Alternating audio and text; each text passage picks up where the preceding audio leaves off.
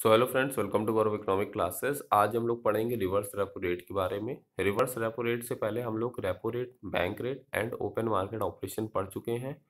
और कुछ बच्चों का मैसेज ये आया है कि ये चीज़ सिलेबस में नहीं है। बिल्कुल आपने ठीक कहा, ये चीज़ सिलेबस से डिलीट हो गई है। बट 9 चैप्टर में जब आप लोग problem of excess and deficit demand पढ़ेंगे तो उससे रिलेटेड इसमें चीज़ें दी हुई हैं, ठीक है ना। तो उसके लिए मैं ये पढ़ा रहा हूँ, आप ये समझिए। रिवर्स रेपो रेट क्या होता है? रिवर्स रेपो रेट कुछ नहीं होता है। रिवर्स रेपो रेट, सबसे पहली बात बताइए, रेपो रेट क्या होता है? रेपो रेट मतलब होता है रीपरचेज रेट, और रीपरचेज रेट मैंने आपको पहले इसके बताया भी है। तो होता क्या, समझिएगा ध्यान से। ये मान लीजिए आरबीआई है, ये है एसबीआई, ठीक है। तो ये सेंट्रल बैंक है, ये कॉमर्शियल बैंक है, ठीक है। अब देखिए होता क्या है कि अभी तक आरबीआई पैसा लोन में देती थी कॉमर्शियल बैंक को, बट अब क्या होता है, अब उल्टा होता है। कॉमर्शियल बैंक क्या करती है? कॉमर्शियल बैंक के पास जो एक्स्ट्रा फंड्स होते हैं, एक्स्ट्रा पैसा होता है, वो आरबीआई के पास क्या करती है, रखती है। जैसे वही बात है कि आपके पास एक्स्ट्रा पैसा है तो आप बैंकों में जाके रखते हैं, वही काम एसबीआई करती है। कॉमर्शियल बैंक क्या करती है? रिवर्स रेपो रेट में अपने जो उनके पास एक्स्ट्रा पैसा है, एक्स्ट्रा फंड्स हैं, तो इसको हम बोल सकते हैं commercial bank park their surplus funds with the RBI. Commercial bank क्या करती है? पार्क करती है। हम लोग जैसे गाड़ी पार्क करते हैं ना, तो वैसे ही कॉमर्शियल बैंक क्या करती है? Commercial bank park their, commercial bank park करती है अपना सरप्लस फंड्स, अपना एक्स्ट्रा पैसा कॉमर्शियल बैंक पार्क करती है किसके पास? आरबीआई के पास। समझ गए होंगे आप लोग, ठीक है। तो इसमें अभी मैंने क्या बताया, एसबीआई क्या करती है? आरबीआई के पास अपना एक्स्ट्रा पैसा रखती है, एक्स्ट्रा फंड्स रखती है, पार्क करती है। पार्क मतलब वही रखना, रखना, ठीक है। तो उसके एक्सचेंज में आरबीआई क्या करती है? आरबीआई इनको देती है इंटरेस्ट। आरबीआई क्या करती है? देती है इनको इंटरेस्ट। वही इंटरेस्ट हमारा रिवर्स रेपो रेट होता है, ठीक है। अब फिर से सुनिएगा आप लोग। होता क्या है, जैसे कॉमर्शियल बैंक ने अपना एक्स्ट्रा पैसा आरबीआई के पास रखा, आरबीआई क्या दे रही है? इन्हें इंटरेस्ट। किसे? कॉमर्शियल बैंक को इंटरेस्ट दिया। मान लीजिए 5% का इंटरेस्ट आरबीआई दे रही है, ठीक है। तो 5% का अगर इंटरेस्ट आरबीआई दे रही है तो ये इंटरेस्ट 5% ये कॉमर्शियल बैंक की इनकम का काम करेगा कि नहीं करेगा? मान लीजिए भाई, मैं क्या कहते हैं कि एसबीआई हूँ, आप लोग आरबीआई हैं। तो मैं अगर आपके पास पैसा डिपॉजिट कर रहा हूँ, अपना एक्स्ट्रा पैसा आपके पास डिपॉजिट कर रहा हूँ, तो उस पे आप मुझे इंटरेस्ट देंगे। वो इंटरेस्ट मेरी इनकम का काम करेगा कि नहीं करेगा? बिल्कुल करेगा, ठीक है ना। तो यही होता है। तो ये जो इंटरेस्ट देना है, यही है रिवर्स रेपो रेट, ठीक है। अब दूसरी बात क्या होती है? दूसरी बात ये होती है कि अब उसके बाद at the time of inflation क्या होता है? At the time of inflation, inflation मतलब क्या होता है? महंगाई, ठीक है। तो इन्फ्लेशन के टाइम क्या करा जाता है? रिवर्स रेपो रेट बढ़ा दिया जाता है। क्यों बढ़ाया जाता है? आप देखिएगा, सुनिएगा। जैसे कि मान लीजिए ये है आरबीआई, ये है एसबीआई, ठीक है। एक मिनट रुकिएगा। हाँ, इन्फ्लेशन का मैं अलग से बताता हूँ, डिफ्लेशन का मैं अलग बताऊँगा, ठीक है। ये है आरबीआई, ये है एसबीआई, ठीक है। तो अब आरबीआई को, एसबीआई ने क्या करा, मान लीजिए 10,000 रुपीज़ अपने आरबीआई के पास रख दिए। अब आरबीआई ने क्या करा, उसे 5% का इंटरेस्ट दिया, ठीक है। ये इंटरेस्ट इनकी इनकम का काम कर रहा है, किसकी? कॉमर्शियल बैंक की, एसबीआई की, ठीक है। अब कुछ दिन बाद क्या हुआ कि इन्फ्लेशन मार्केट में काफ़ी ज़्यादा महंगाई हो गई। तो काफ़ी ज़्यादा जब महंगाई हो गई तो क्या करेगी आरबीआई? आरबीआई ये करेगी कि इंटरेस्ट रेट ये वाला, ये जो 5% इंटरेस्ट है, ये इसको क्या करेगी? बढ़ा देगी। इसको बढ़ाने से क्या होगा? इसको इंटरेस्ट रेट बढ़ाने से ये होगा कि कॉमर्शियल बैंक क्या करेंगी? ज़्यादा से ज़्यादा पैसा में आरबीआई के पास डिपॉजिट करेंगी। अब ज़्यादा से ज़्यादा अगर पैसा डिपॉजिट करेंगी आरबीआई के पास, तो मार्केट में कम से कम लोन देंगी। जब मार्केट में कम से कम लोन देंगी तो इन्फ्लेशन कंट्रोल होगा कि नहीं होगा? भाई इन्फ्लेशन मतलब क्या होता है? इन्फ्लेशन मतलब होता है महंगाई। और इन्फ्लेशन क्यों होता है? लोगों की इनकम ज़्यादा होती है, ठीक है। लोगों की इनकम ज़्यादा होती है, लोग ज़्यादा डिमांड कर रहे होते हैं इस टाइम। तो उस केस में अगर आपको इन्फ्लेशन कंट्रोल करना है तो आपको क्या करना पड़ेगा? मार्केट में मनी सप्लाई को कम करना पड़ेगा। अगर आपको इन्फ्लेशन कंट्रोल करना है तो मार्केट में मनी सप्लाई कम करिए। तो वही आरबीआई करती है। आरबीआई क्या करती है? आरबीआई कुछ नहीं करती। आरबीआई क्या करती है कि भाई, तो आरबीआई क्या करती है? आरबीआई को पता है, आरबीआई को क्या है, पता है कि अगर वो रिवर्स रेपो रेट को बढ़ा देगी, अगर वो इंटरेस्ट बढ़ा देगी, जो इंटरेस्ट वो दे रही है जब कॉमर्शियल बैंक अपना सरप्लस फंड्स डिपॉजिट कर रहे हैं, तो मार्केट में मनी सप्लाई कम होगी। क्यों? कॉमर्शियल बैंक क्या करेंगे? ज़्यादा से ज़्यादा इंटरेस्ट अर्न करने के चक्कर में ज़्यादा से ज़्यादा पैसा अपना डिपॉजिट किसके पास करेंगे? आरबीआई के पास। तो वही बात मैंने यहाँ लिखी थी कि इन्फ्लेशन के टाइम क्या होगा? इन्फ्लेशन टाइम, एक मिनट, हाँ, इन्फ्लेशन के टाइम क्या होगा, इन्फ्लेशन टाइम मान लीजिए ये आरबीआई है, ये एसबीआई है। आरबीआई एसबीआई जितना भी पैसा डिपॉजिट करती थी, आरबीआई उसमें इनको देती थी 5% का इंटरेस्ट। अब मान लीजिए अब वो देने लगी 6% का इंटरेस्ट, तो एसबीआई अब क्या करेगी, एसबीआई को इंटरेस्ट मिलेगा ना। अगर एसबीआई ज़्यादा से ज़्यादा डिपॉजिट करेगी तो ज़्यादा से ज़्यादा उसको इंटरेस्ट मिलेगा, 6% का मिलेगा। तो यहाँ हो क्या रहा है, यहाँ सारा पैसा एसबीआई क्या कर रही है, आरबीआई के पास डिपॉजिट कर रही, मार्केट में लोन कम दे रही है। तो इन्फ्लेशन कंट्रोल हो जाएगा कि नहीं हो जाएगा। तो हमेशा ध्यान रखिएगा, रिवर्स रेपो रेट को इंक्रीज कर दिया जाता है at the time of inflation. मतलब कि एसबीआई ज़्यादा से ज़्यादा पैसा डिपॉजिट करने लगती है आरबीआई के पास इंटरेस्ट अर्न करने के लिए। यही इंटरेस्ट, ये 6% या 5% इंटरेस्ट इनकी इनकम का काम करता है। अब डिफ्लेशन के टाइम क्या होगा, डिफ्लेशन टाइम उल्टा होता है। ये है आरबीआई, ये है एसबीआई, ठीक है। तो आरबीआई, मान लीजिए एसबीआई ने जितना भी पैसा, मान लीजिए 10,000 रुपये डिपॉजिट करा, ठीक है, 10,000 रुपये डिपॉजिट करा। तो उसके बाद क्या हुआ, आरबीआई ने इनको दिया इंटरेस्ट 5% का, ठीक है। अब आरबीआई ने बोल दिया कि अब हम आपको 4% का इंटरेस्ट देंगे। तो बताइए एसबीआई वाले पैसा, अपना एक्स्ट्रा पैसा आरबीआई के पास रखेंगे, नहीं रखेंगे, क्योंकि अब उन्हें पहले से इंटरेस्ट कम मिल रहा है। अब उनको पहले से इनकम कम होगी। अगर एसबीआई वाले अपना पैसा अभी भी रखेंगे तो अब उनको कम इंटरेस्ट मिलेगा, मतलब कि उनकी इनकम कम होगी। जब उनकी इनकम कम होगी तो एसबीआई वाले क्या सोचेंगे, अब ये जो एक्स्ट्रा पैसा हम रख रहे हैं, एक्स्ट्रा पैसा किसके पास रख रहे हैं, आरबीआई के पास रख रहे हैं, उसको मार्केट में सप्लाई करेंगे। तो एसबीआई क्या करेगी, मार्केट में पब्लिक को पैसा देने लगेगी। जब पब्लिक को पैसा देने लगेगी तो मार्केट में मनी सप्लाई बढ़ जाएगा और डिफ्लेशन क्या हो जाएगा, कंट्रोल हो जाएगा। क्योंकि डिफ्लेशन मतलब क्या होता है, डिमांड कम। डिफ्लेशन क्यों होता है, डिफ्लेशन मतलब डिमांड कम है। और डिमांड कब कम होती है, जब इनकम लोगों की कम होती है। तो इनकम कैसे बढ़ाई जा सकती है, जैसे कि मार्केट में मनी सप्लाई बढ़ा दें तो एक तरीके से इनकम हमारी बढ़ जाती है। तो हमेशा ध्यान रखिएगा, रिवर्स रेपो रेट को इंक्रीज करा जाता है to control inflation, and reverse repo rate को डिक्रीज करा जाता है टू कंट्रोल डिफ्लेशन, ठीक है। अब देखिए, अब नेक्स्ट है हमारा सीआरआर और एसएलआर। देखिए सीआरआर एसएलआर में कुछ नहीं है, मैं आपको बताता हूँ। देखिए सीआरआर और एसएलआर, सीआरआर एसएलआर एक तरीके की क्या है, रिजर्व है। सीआरआर एसएलआर क्या है, रिजर्व। ये रिजर्व बैंकों को मेंटेन करके रखने होते हैं। मान लीजिए सीआरआर इस समय चल रहा है 10% और एसएलआर चल रहा है 10%, ठीक है। तो बैंक के पास अगर मान लीजिए कितना पैसा डिपॉजिट हुआ, बैंक के पास मान लीजिए 10,000 रुपये डिपॉजिट हुआ। कितना हुआ, 10,000 रुपये डिपॉजिट हुआ, 10K डिपॉजिट हुआ। रुकिए एक मिनट, इसको कट। 10,000 रुपये अगर बैंक के पास डिपॉजिट हो रहा है तो बैंक उसमें से सीआरआर कितना रखेगी, 1,000 रुपये। बैंक कितना सीआरआर रखेगी, 1,000, और 1,000 एसएलआर भी रखेगी, ठीक है ना। और ये जो 1,000 सीआरआर रखा और 1,000 एसएलआर रखा, ये पैसा लोन में नहीं दे सकती है। ये पैसा बैंक लोन में नहीं दे सकती। अब उसके पास बचा कितना, 10,000 में अगर 1,000 रुपये सीआरआर रख लिया और 1,000 रुपये एसएलआर रख लिया तो बचा कितना, बचा 8,000, ठीक है ना।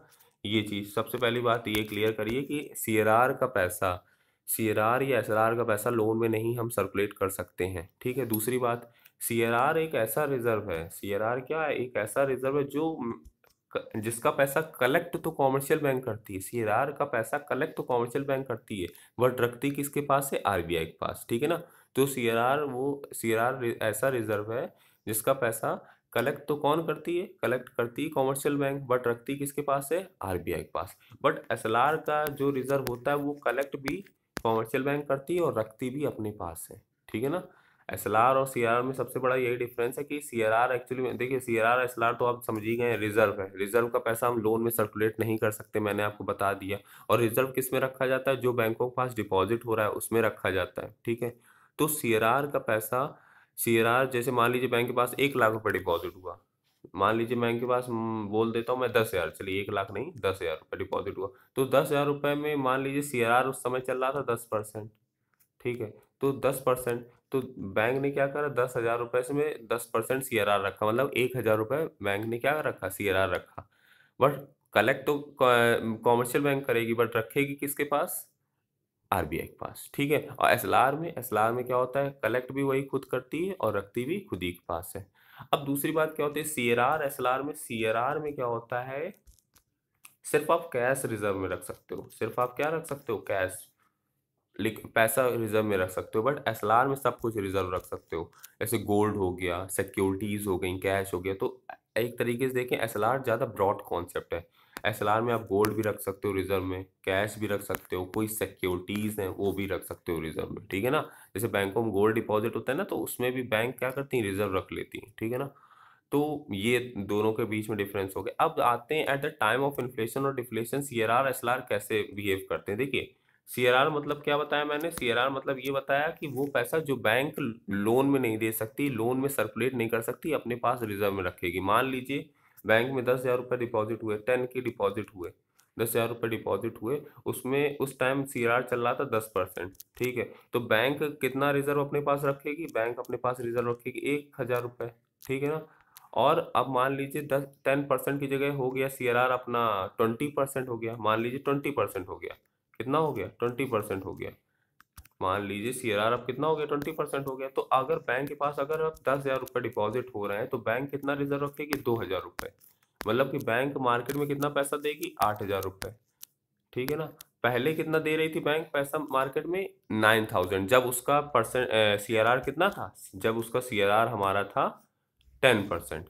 अब अब वो जब सीआरआर 20% हो गया तो मार्केट में बैंक कितना देगी पैसा 8,000, 2,000 वो अपने पास रिजर्व रखेगी। तो हमेशा ध्यान रखिएगा इन्फ्लेशन को कंट्रोल करने के लिए, इन्फ्लेशन को कंट्रोल करने के लिए सीआरआर क्या कर दिया जाता है, बढ़ा दिया जाता है। इन्फ्लेशन मतलब महंगाई, महंगाई मतलब लोगों के पास इनकम ज़्यादा है, लोगों के पास इनकम ज़्यादा है तो उसको कंट्रोल करने के लिए इनकम कम करनी पड़ेगी ना मार्केट में, तभी तो इन्फ्लेशन कंट्रोल होगा। तो इन्फ्लेशन को कंट्रोल करने के लिए क्या होता है, इन्फ्लेशन को कंट्रोल करने के लिए सीआरआर को इंक्रीज करा जाता है। मतलब कि बैंक अब ज़्यादा रिजर्व रखती हैं, अपने पास ज़्यादा रिजर्व रखती हैं और कम लोन में देती हैं, ठीक है। और डिफ्लेशन को कंट्रोल करने के लिए सीआरआर कम रखा जाता है, ठीक है ना, समझ गए होंगे आप लोग। अब यही सेम चीज़ होती है एसएलआर में भी। एसएलआर में भाई रिजर्व क्या एसएलआर में मान लीजिए इन्फ्लेशन हो गया है, तो इन्फ्लेशन अगर हो गया है और डिफ्लेशन मतलब मार्केट में महंगाई है, तो इसे अगर कंट्रोल करना है, इन्फ्लेशन को अगर कंट्रोल करना है तो एसएलआर क्या करेगा, रखेंगे ज़्यादा रखेंगे।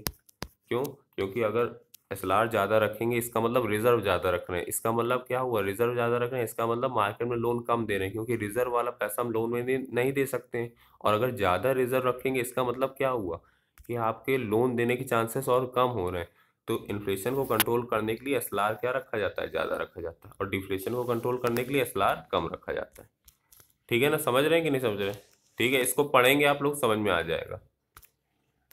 तो अब आते हैं हम क्वालिटेटिव में, किसमें आते हैं, क्वालिटेटिव। क्वांटिटेटिव हम लोग पढ़ चुके हैं, क्वालिटेटिव अब हम लोग पढ़ेंगे। क्वांटिटेटिव इसको एक बार रीड आउट करिएगा तो आपको क्लियर हो जाएगा, ठीक है ना।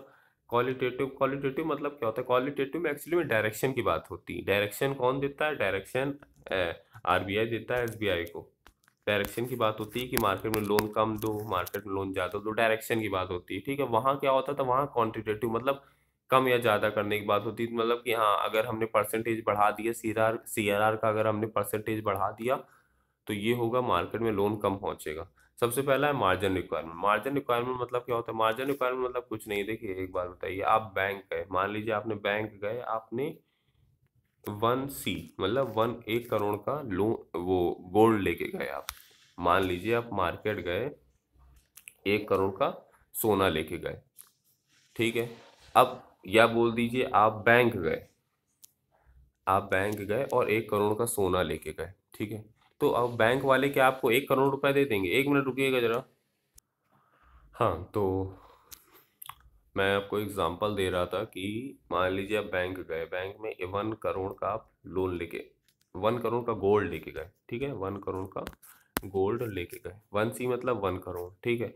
आप अगर 1 करोड़ का गोल्ड लेके गए कॉमर्शियल बैंक में, तो आपको बैंक कितना लोन देगी, क्या 1 करोड़ का पूरा दे देगी, नहीं। 1 करोड़ का कभी पूरा पूरा लोन मिलता ही नहीं। अगर आप 1 करोड़ रुपीज़ लेके गए तो आपको बैंक 90 या 80 लाख का लोन देगी, 80 या 90 लाख का लोन देगी। 90 लाख मान लीजिए दे दिए, तो 1 करोड़ आप लेके गए और आपको दिया 90 लाख का लोन, 90 लाख कैश में दे के गए। आप अगर 1 करोड़ का गोल्ड लेके गए और आपको बैंक ने कितने पैसे दिए, 90 लाख, ठीक है।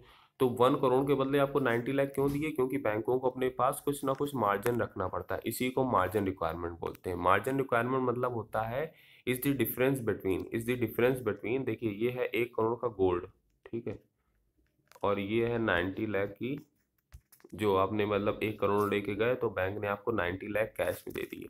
तो मार्जिन रिक्वायरमेंट मतलब होता है is the difference between value of security, value of security मतलब गोल्ड, गोल्ड कितने का 1 करोड़ का, एंड द लोन ऑफर्ड, और लोन कितना ऑफर करा गया 90 लाख का। मतलब मार्जिन रिक्वायरमेंट मतलब होता है डिफरेंस किसके बीच में, वैल्यू ऑफ सिक्योरिटी मतलब गोल्ड कितने का था 1 करोड़ का, एंड द लोन ऑफर्ड, और लोन कितने का ऑफर्ड हुआ 90 लाख का। तो बैंक अगर हम लोग जाते हैं जैसे कोलेट्रल कुछ भी रखते हैं, कुछ भी सिक्योरिटी रखते हैं, तो बैंक कभी भी पूरा पूरा पैसा लोन में नहीं देती, जितने की सिक्योरिटीज होती हैं उतना पैसा लोन में नहीं देती है। जैसे मान लीजिए 1 करोड़ का आप सोना लेके गए तो आपको बैंक ने 90 लाख ही रुपीस दिए, ठीक है। ये होता है मार्जिन रिक्वायरमेंट का कॉन्सेप्ट, कि कुछ अपने पास बैंक मार्जिन रखती है। अब बताइए इन्फ्लेशन के टाइम क्या होता है। इन्फ्लेशन टाइम कुछ नहीं होता है। अगर आप मान लीजिए 1 करोड़ का सोना लेके गए हैं बैंक में, तो अगर मार्केट में महंगाई ऑलरेडी चल रही है और बैंकों को क्या करना है, इन्फ्लेशन को कंट्रोल करना है, तो बैंक क्या करेगी, बैंक आपको 1 करोड़ की जगह 80 लाख ही रुपीस देगी लोन में, ठीक है। क्यों? क्योंकि बैंक को मार्केट में मनी सप्लाई कम करनी है, क्योंकि इन्फ्लेशन है, महंगाई चल रही ऑलरेडी, लोगों के पास इनकम ऑलरेडी, लोग ज़्यादा डिमांड कर रहे हैं, और इस वजह से मार्केट में मनी सप्लाई कम करनी है। तो मार्केट में मनी सप्लाई कम करने के पर्पज से बैंक अपने पास अब ज़्यादा पैसा मार्जिन के थ्रू रखेगी। तो अब बैंक क्या कर रखेगी, 20 लाख रुपीस अपने पास रख रही है। मान लीजिए अब 1 करोड़ का सोना लेके गए, बैंक ने आपको 70 लाख ही रुपीस ऑफर करे, मतलब कि अब बैंक अपने पास 30 लाख रुपीस रख रही है, ठीक है ना, एज अ मार्जिन। आप बात समझ रहे होंगे, मतलब इन्फ्लेशन टाइम मार्जिन अपने पास बैंक ज़्यादा रखने लगती है, और डिफ्लेशन टाइम क्या होगा, आप अगर 1 करोड़ का सोना लेके गए हैं तो आपको बैंक क्या कहते हैं, मान लीजिए 95 लाख का लोन देने लगेगी। मान लीजिए आपको बैंक 1 करोड़ का आप सोना लेके गए, 97 लाख का लोन देने लगेगी, ठीक है, पूरा नहीं देगी, ठीक है ना। तो डिफ्लेशन में क्यों इतना ज़्यादा मार्जिन कम रख रही बैंक, भाई 3 लाख का मार्जिन रख रही, यहाँ यहाँ 5 का रख रही, यहाँ 3 का रख रही, क्यों रख रही, क्यों? क्योंकि उसे पता है डिफ्लेशन टाइम मतलब कि महंगाई कम है, लोगों के पास इनकम कम है, तो इसका मतलब मार्केट मनी सप्लाई ज़्यादा करेंगे तो इनकम भी लोगों की ज़्यादा होगी, ठीक है ना। तो ये पर्पस रहता है, आई थिंक आप लोग समझ रहे होंगे, ठीक है ना। अब देखिए रेशनिंग ऑफ क्रेडिट मतलब क्या होता है। रेशनिंग ऑफ क्रेडिट मतलब कुछ नहीं होता है। रेशनिंग ऑफ क्रेडिट, मान लीजिए हमारे यहाँ 3 सेक्टर है, प्राइमरी सेक्टर, सेकेंडरी सेक्टर और टर्सरी सेक्टर, ठीक है। तो तीनों के लिए क्या कर रखा है, तीनों के लिए आरबीआई बोलिए या कॉमर्शियल बैंक बोल दीजिए, इनके लिए कोटा अलॉटमेंट है। मतलब कोटा अलॉटमेंट कैसा, मतलब अगर प्राइमरी सेक्टर वाले आएंगे तो आपको साल भर में इनको 1 करोड़ का लोन देना है। आरबीआई ने बोल रखा है एसबीआई से कि अगर प्राइमरी सेक्टर वाले आते हैं तो आपको साल भर में इनको 1 करोड़ का लोन देना है, इनके लिए कोटा अलॉटमेंट है। सेकेंडरी सेक्टर वाले आएंगे तो आपको इनको 2 करोड़ का लोन देना है, और टर्सरी सेक्टर वाले अगर आते हैं आपके पास तो 3 करोड़ का लोन देना है, ठीक है। ये कोटा इनका अलॉट है।